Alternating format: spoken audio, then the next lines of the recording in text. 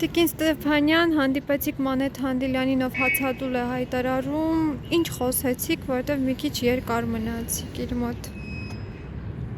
Մանեթ Հանդիլյանին արդեն որերորդ անգամն է, որ գալիս եմ հանդիպելու, արդեն 12-րդ օրն է, որ նա հացադուլ է հայտարարել։ Նախ խնդրեցի, որպեսզի դադարեցնի հացադուլը, որովհետև հացադուլ անելով մենք ոչ կշարժենք Բաքվի գութը, ոչ կշարժենք միջազգային կառույցների գութը, ոչ աշխարհի գութը, մենք պետք է կարծում եմ գործողություններ անենք։ Ես խնդրեցի Տիկին Հանդիլյանին, որովհետև մեզ պետք են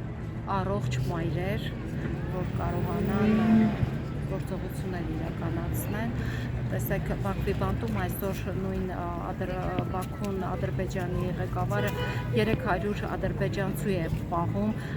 որոնք մի մասը այդքան իրավապաշտպան միջազգային կառույցներ դիմել են Ադրբեջանին, որպեսզի նրանց ազատ արձակի, ինչպես մեր տղաներն են այնտեղ քաղբանտարկյալ, եւս 300 հոգի Ադրբեջանի բանտում քաղբանտարկյալ կա, եւ ես կարծում եմ, որ մենք պետք է ոչ թե այսպես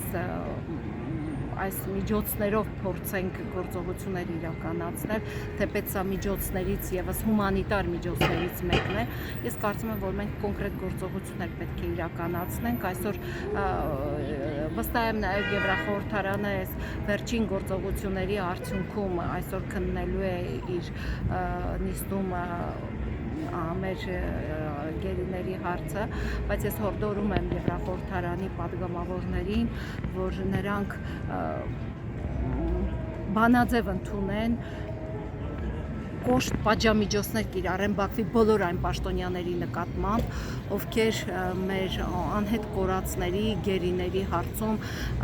մարդկային իրավունքի ամենակոպիտ խախտումներն են իրականացնում եւ օր առաջ պահանջեն պատժամիջոցների, չգիտեմ,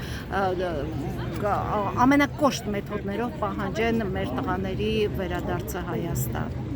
Շնորհակալ ենք Տիկին։ Ես հիմա նաև ուզում եմ այցելել, մենք եւս մեկ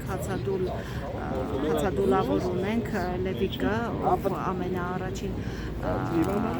հացադուլի օրը ՄԱԿ-ի գրասենյակում էր, հայտարարել, ապա տեղափոխվել է ՌԴ դեսպանատան մոտ, հիմա իմացա, որ Ֆրանսիայի դեսպանատան մոտ է։ Ուզում եմ այցելել նաև Լևիկին, խնդրելու, հորդորելու դադարեցնեն հացադուլը եւ անցնենք կոնկրետ գործողությունների։ Շնորհակալ եմ։